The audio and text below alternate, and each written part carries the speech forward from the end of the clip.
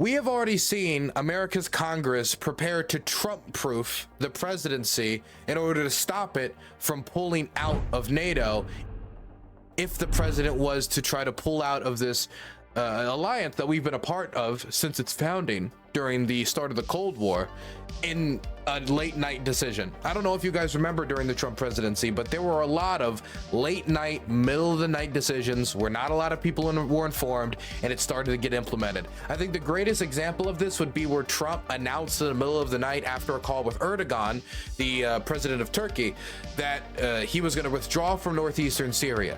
Now, of course, a bunch of advisors and the media went like, whoa, don't we have allies in northeastern Syria, the SDF, which the Turks want to invade? Did Erdogan just convince you to abandon an American ally? And then he came back with the old, well, the Kurds weren't with us at Normandy during the D-Day landing, so are they really our ally? And then reversed the decision again, and then reversed the decision again months later. And so these like late night, last minute decisions that ended up with people getting killed on the ground. Northeastern Syria did get invaded by the Turks backing militia, and those militia dragged politicians out by their hair and shot them on the side of the road, showing that these late night decisions can have real world implication for America's allies in the world. And so Congress, once Trump started to get back on the campaign trail and Trump started to float the idea of, oh, I'll abandon this ally if Russia invades, or in fact, I'll tell the Russians to invade if they don't pay the 2%. And do we really need NATO anyway? This was seen to be just almost like a safety on the president if he wanted to, out of the blue, try to withdraw from this alliance that the vast majority of American politicians and American institutions, and at least the American ruling intelligentsia, is not very fond of the idea of abandoning. Not to mention the fact that America has a lot of interest in Europe. For example, and I don't want to get too into the interest, Europe is our main export market. We export to Europe more than any other market in the world when it comes to American-produced goods. And so if you're trying to keep, for example, if you're a representative in Ohio and you want to keep the Ohio manufacturing jobs that are still there, you need a consumer base that can buy those manufacturing jobs at an increased labor cost comparative to other countries like Vietnam. And of the markets in the world that can do that, Europe is one of the few. And so you can see the interest in that European relationship, European stability, both economic and geopolitical. Point is, there is both a economic, political, diplomatic, even cultural ties across the Atlantic that make the transatlantic important for to the majority of American politicians. And so with Trump kind of flashing this idea around, even if it's just to intimidate more aid out of our allies, it can create uncertainty about our commitments, both to the Russians, which could maybe make them more aggressive and probe more to try to find out where our commitments are. Because, hey, maybe America's committed to NATO states, but is America committed to Moldova? Or, well, maybe America's committed to the NATO states that pay 2%, but maybe they're not committed to the NATO states that don't pay 2%. Or, hey, maybe they're willing to make a deal if we can make this more beneficial to Trump personally, or even if it's not Trump, any other American politician that it could be more beneficial to personally, dependent on, you know, crypto transactions or corrupt dealings or business dealings with the companies, whatever it might be. And so this block was put in place.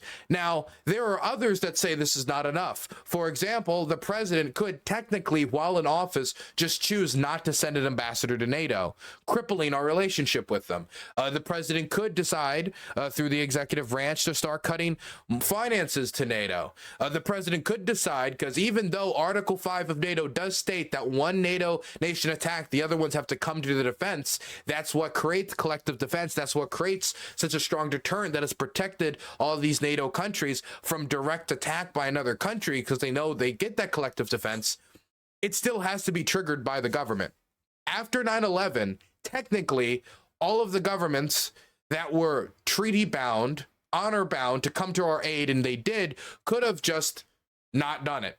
They could have just not gone through the motions. There is no technical on the books penalty for not coming to another country's aid in those situations. Now you're supposed to, and if you don't, the idea that you will be protected by collective defense, or the idea that this treaty will mean anything to you, might then be a threat, because if America doesn't think they can depend on you, why should you depend on America? But the point is that Congress believed that for whatever reason, Trump was not credible enough on his own to be America's deal maker with NATO, and that there was a risk of him pulling out for personal or misguided political reasons, according to the decision makers in Washington. And some would even say that even that is not enough, because he can still do other things to undermine the alliance and be a quote unquote bad ally. But this is not where it's ending. NATO and our European allies are thinking about what else they can do to try to prepare the institutions and to try to prepare the world's largest war, i.e. Ukraine's defense against the Russian invasion, Europe's largest war since World War II, for the possibility of America starting to be a bad ally if Trump was to get reelected. Now, mind you, a lot of this is dependent upon, or this stuff being triggered or used is dependent upon Trump getting elected or some similar style of isolationist or semi-isolationist candidate, or just unpredictable candidate, somebody that you can't really predict their actions. So this could possibly be used for other administrations in the future, as they're trying to learn from the, I guess we could call it the Trump experience. Should we just call it the Trump experience? We'll just call it the Trump experience. And one of the ways they're trying to do this is they're trying to proof Ukraine aid. Donald Trump has been open about the fact that he wants to find a deal in 24 hours after coming to power. Now, to be clear, Trump has made a lot of promises. He said he was going to get rid of all of America's national debt in the first 4 years of his presidency. He said he was going to get rid of the deficit, but then he increased it to record highs.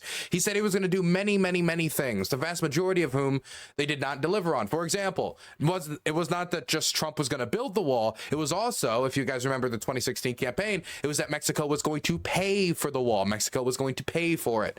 And so we don't need to hold that as gospel. That is what Trump's going to do. But if Trump tries to make a deal in the first 24 hours and he doesn't get a deal, he could very well get frustrated and just decide to abandon Ukraine. We don't know, especially if he surrounds himself with Steve Bannon types or people who would be more willing to make that call. There's also the fact that on top of Trump maybe coming to even if you avoid that, even if you avoid the 24-hour decision, we still have some reason to believe that Donald Trump is purposely sabotaging Ukraine aid. Now, some might say that he sabotaged that aid because he didn't want an immigration deal. Some might say he sabotaged that aid for other reasons. But for whatever reason, Trump has sunk multiple Ukraine aid deals to Ukraine. And so he's undermining aid from outside the office. And he said that once he gets into the office, within 24 hours, he will find a deal. And if he doesn't, he has said then he will cut off aid. But there is one wild card element in this. He's also said that the Russians don't accept his good deal, whatever that might be, because he still has yet to reveal it. It's kind of like when he said, he was going to repeal and replace Obamacare, and he was going to replace it with something great. And then it came to repeal Obamacare, and he had nothing to replace it with. He said he was going to reveal his healthcare plan, and he never did because he never had one.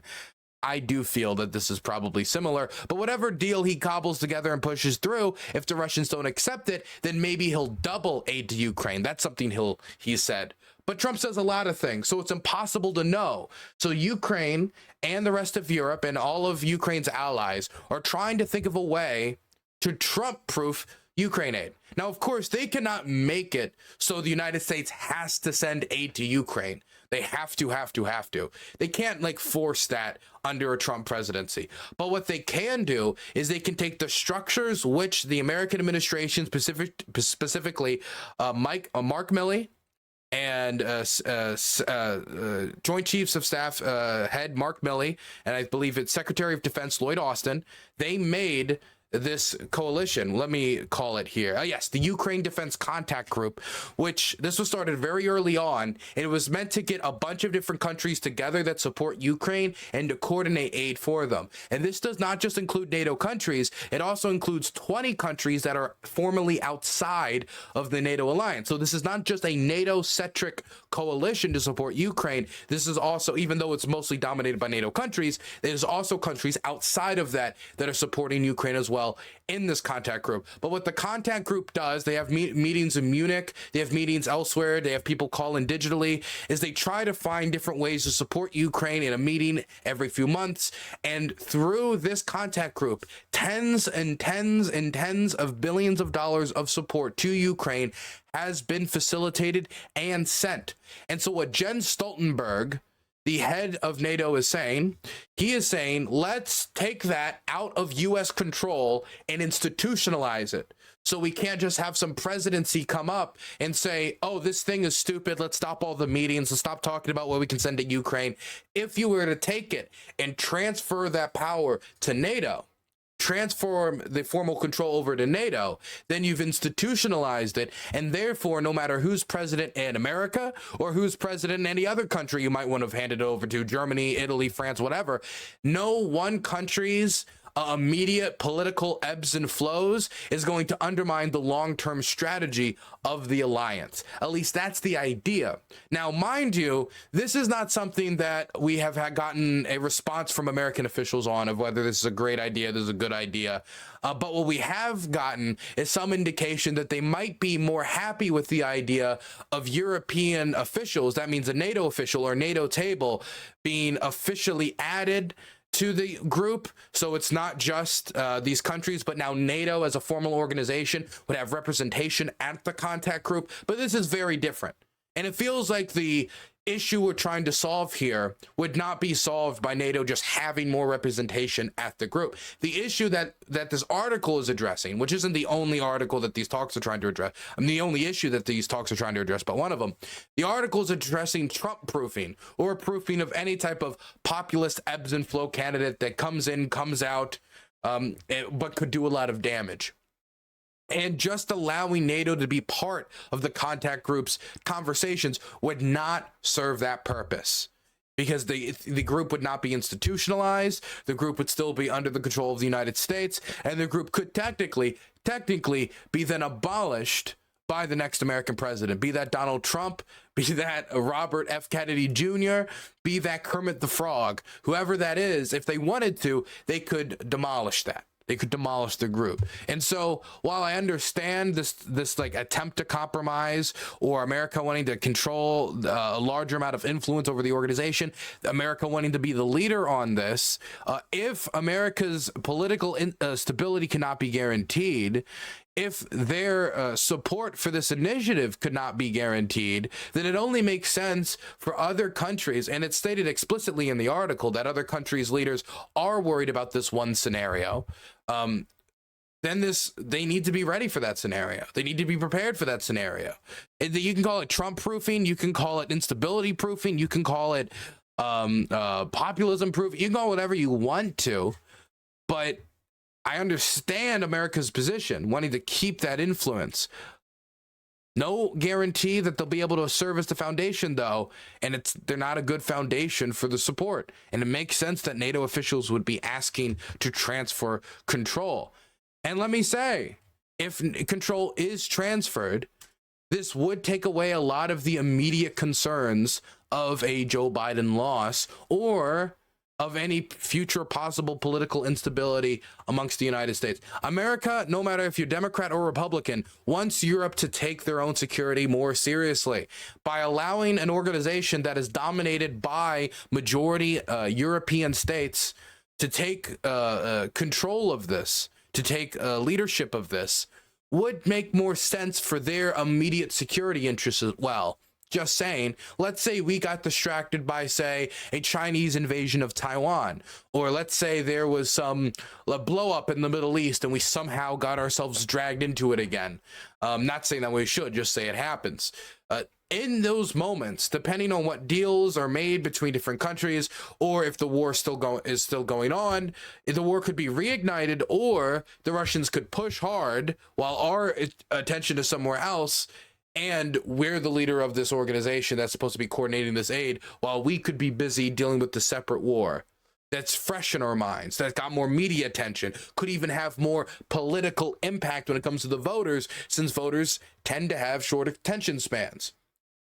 I'm just saying that it seems institutionalizing this work group seems like the natural next step if you're prioritizing the stability of the woke group over the amount of leverage or a leadership America will be showing as continuing to lead the work group.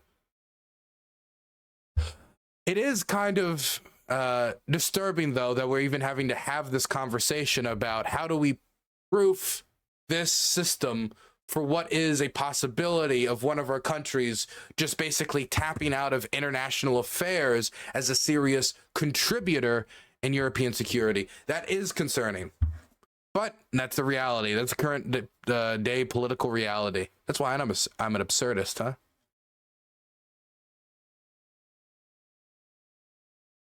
But let me also say that NATO is not just talking about this, though. They're having other meetings as well. And they're also talking about sending another $100 billion through a NATO-led initiative to Ukraine over a 5-year period in order for it to defend itself. This would be discussed in the July meeting that's supposed to be from the Ukraine Defense Work Group that we've been discussing. And they will discuss if whether 100 billion is the right number, whether the number should be reduced, or if bilateral aid, that means aid directly from Germany to Ukraine instead of aid directed from Germany into a NATO institution and then sent to Ukraine, whether that should be included in the total tally. If it wasn't, that would probably mean sending more aid to Ukraine or bilateral aid decreasing to try to compensate. So if NATO is the one taking point on this, if NATO is the institution talking about the big packages, while we've been held up since September, it seems to me what would be the most stable option is quite clear.